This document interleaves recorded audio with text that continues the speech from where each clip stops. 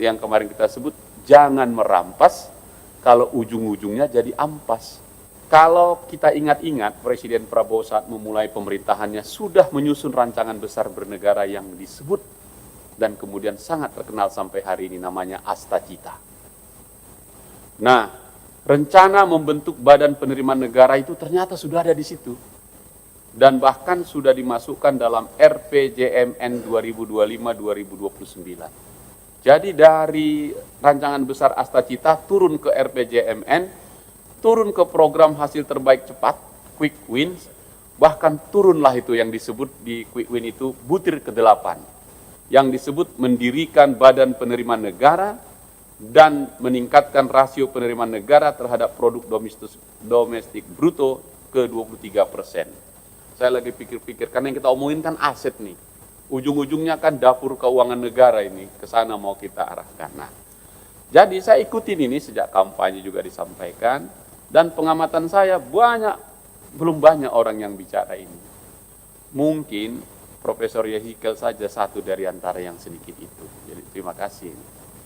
Dan tadi sudah mulai diangkat gitu sejak tahun 2024. Nah, dalam tulisan-tulisan Prof. Yehikal saya coba baca gagasannya, dan kalau kita tarik ke kerangka perbandingan di dunia internasional, lebih banyak disebut dengan Semi Autonomous Revenue Authority atau SARA gitu. Kalau nanti dibaca panjang nanti nggak enak ini. SARA, SARA. Bentuk lembaga pemungut yang dikeluarkan dari struktur kementerian dan diberi keleluasan mengatur pegawainya sendiri, menentukan gajinya sendiri, dan menyusun cara kerja sendiri. Kemarin kami diskusi. Contoh di Inggris, tumbang hanya 5 tahun dibubarin. Contoh di Kolombia, nggak nyampe setahun dibubarin. Dan seterusnya. Jadi kalau pertanyaan ketua tadi tentang siapa pengelola dan bagaimana kita ngatasi itu, yang harus hati-hati nih. Jangan-jangan pindah ke tangan yang kita kasih ini, itu masalahnya. Jadi abuse of power-nya. Catatan IMF pada 2024 menyebut sekitar 35 negara memakai model ini. Nah, Indonesia pilih yang mana nanti ya? Saya mau tanggapannya nanti. Mau Singapura, Malaysia, Kanada, Meksiko, Kenya, Inggris, bahkan Argentina itu semi otonom. Tapi ada juga yang otonom. Yunani, Afrika Selatan, dan di luar yang dua itu Australia yang tetap dalam pemerintahan. Yang mana ini mau kita buat ini kira-kira? Jadi alasan-alasan negara ini menurut kajian yang saya coba baca, sederhana dia pilih itu. Apa itu? Mengumpulkan penerimaan menuntut keahlian teknis. Nah tadi ini Prof yang sebutkan tadi. Dan orang yang berkualitas. Siapa pula lah nanti kita kasih di sini. Sementara aturan kepegawaian dan penggajian di dalam kementerian sulit menampung kebutuhan itu. Kalau yang ada sekarang ini, keluar dari struktur kementerian, membuka ruang untuk merekrut baru, membayar, dan memberhentikan orang dengan ukuran yang berbeda. Profesor Yehikal mengingatkan kita untuk satu hal yang tidak boleh terlewat. Apa itu? Keleluasaan tadi hanya berguna kalau cara mengurusnya ikut berubah.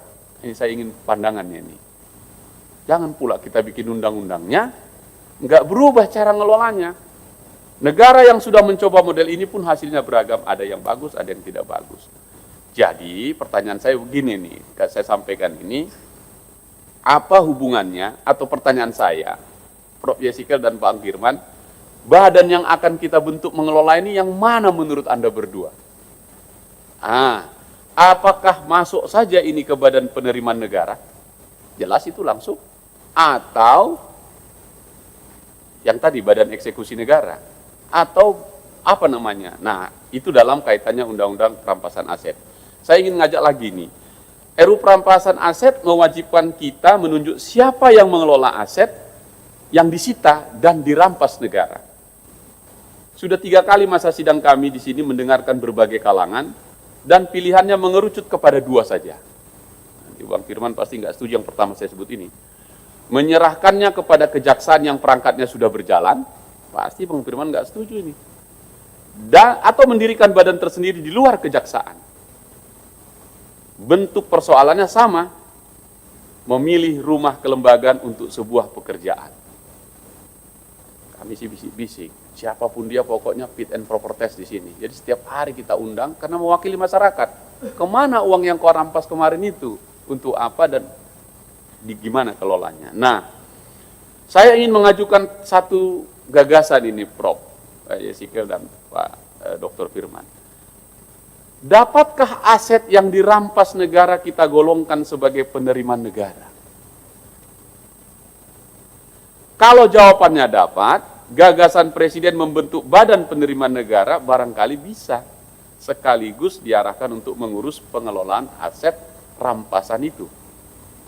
Termasuklah itu yang eksekusi tadi. Jelas itu dapur negara dari mana uangnya di luar pajak dan bea cukai.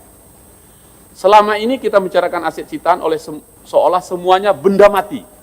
Seolahnya ini benda mati.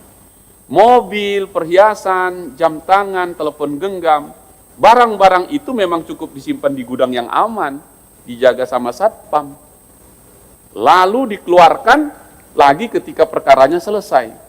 Untuk keperluan seperti itu negara sudah punya perangkatnya dan sekarang berada di tangan kejaksaan. Bang Firman setuju nggak itu? Perubahan yang dulu di kementerian. Persoalan muncul ketika yang disita ternyata yang disebut Bang Roni tadi, ketua, benda yang masih hidup yang disita. Kebun sawit yang harus dipanen, konsesi tambang dengan alat beratnya, kapal tongkang yang menuntut dok, peternakan berisi ribuan ekor sapi, hotel yang masih menerima tamu, pabrik yang masih berproduksi, rumah sakit swasta yang masih melayani pasien, perkebunan tebu beserta pabrik gulanya, armada truk logistik, perusahaan yang masih menggaji ribuan pekerja. Tidak ada gudang di negeri ini yang sanggup menampung benda semacam itu. Kalau begitu yang manalah mereka ini? Saya minta nanti tanggapannya ini. Aset yang hidup hanya bertahan nilainya kalau terus dijalankan dan menjalankan berarti mengeluarkan uang lebih dulu. Beli solar, bayar pemanen, perbaiki jalan, dan lain-lain. Itulah yang sebabnya di Kolombia dibubarin. Bahkan di Inggris, lebih besar biaya menjalankannya daripada hasil yang didapatkannya. Ini yang kemarin kita sebut, jangan merampas kalau ujung-ujungnya jadi ampas. Nah, ini pertanyaan-pertanyaan kritis saja. Nah, sekarang tersedia jawabannya kira-kira menurut kita seperti apa. Toh perkara itu selesai 3-4 tahun. Mengambang ini barang ini mau diapain. Kabun sudah jadi semak sebelum palu diketuk. Dan yang diterima negara tinggal tanahnya saja. Nah itulah yang sekarang terjadi di Satgas PKH misalnya. Agrinas disuruh mengelola, hasil tadi sitaan itu tetapi tidak ada biaya mengelolanya. Hilanglah itu nilai kebunnya. Nah kalau kebun terus dipanen selama perkara berjalan, hasil panennya masuk ke kas negara setiap musim, atau sekitar perkaranya selesai kebun, baru dijual. Boleh nggak dijual itu ketika dia disita misalnya lagi. Ada yang bilang pinjam pakai, dan seterusnya. Pinjam pakai, dan seterusnya. Kalau dibiarkan negara kehilangan keduanya, ini jadi dilematis ini. Kalau begitu pada akhirnya saya menyimpulkan bahwa merawat aset yang disita dan dirampas adalah cara negara menyelamatkan uangnya sendiri. Pekerjaan itu berada persis di wilayah penerimaan negara. Sebab yang kita jaga di sana adalah nilai yang kelak masuk ke kas negara. Bagaimana pandangan Prof. Yesikel ini dan juga Bang Firman. Dari sudut itulah saya kira gagasan Presiden untuk membentuk badan penerimaan negara, saya tambahkan badan eksekusi negara yang putusan-putusan sudah ingkrah. Selama ini kita membicarakannya hanya sebatas pajak dan bea cukai. Nah dari sanalah sebagian besar penerimaan datang. Bedanya, ada bedanya ini. Untuk menaikkan penerimaan pajak, negara harus menggali sesuatu yang belum ada di tangannya. Sedangkan aset rampasan sudah berada dalam genggaman dan tinggal dijaga supaya tidak susut sebelum sampai. Nah, apakah masukin ke bea cukai? Bukan, badan penerimaan negara yang lain gitu. Nah kesimpulan saya ini, singkat terakhir. Saya belum tiba pada kesimpulan, meskipun ini kesimpulan. Badan itu yang harus mengurusnya siapa ya? Mohon ini tanggapannya berdua ini narasumber. Kita sadar betul, merawat kebun memang bukan pekerjaan orang pajak. Apalagi jaksa. Yang ingin saya tanyakan kepada Prof. Yesikel dan Bang Firman Wijaya. Kerangka tata kelola yang Bapak bikin, gagasan yang Bapak buat, boleh nggak kami pinjam itu untuk menjawab 3 hal sekaligus. 1, siapa yang menjalankan aset selama perkara berjalan, dari mana biayanya, dan kepada siapa hasilnya dipertanggungjawabkan. kira-kira mudah-mudahan itu bisa menjadi trigger saja nih pimpinan, karena bagi saya RUU perampasan aset memang bukan ditujukan untuk menambah kas negara, melainkan mencabut hasil kejahatan dan memisahkannya dari pelaku. Tetapi setiap perampasan menciptakan kewajiban baru bagi negara, yaitu memelihara apa yang sudah diambilnya. Sebab pada akhirnya memisahkan harta dari pelakunya hanya separuh dari keadilan itu. Separuh sisanya terletak pada apakah harta itu masih berguna kita sampaikan ke tangan negara. Ini pertanyaan saja. Ini profesor dan doktor kita, Bang Roni juga di sebelah saya, doktor baru, pasti dia senang dengan challenging dari saya ini. Ini sekedar permintaan saja, mudah-mudahan bisa dijawab. Kalau nggak bisa dijawab nanti bisa tertulis. Terima kasih pimpinan. Subscribe, share, like, and comment. Subscribe, share, like, and comment. Subscribe, share, like, and comment.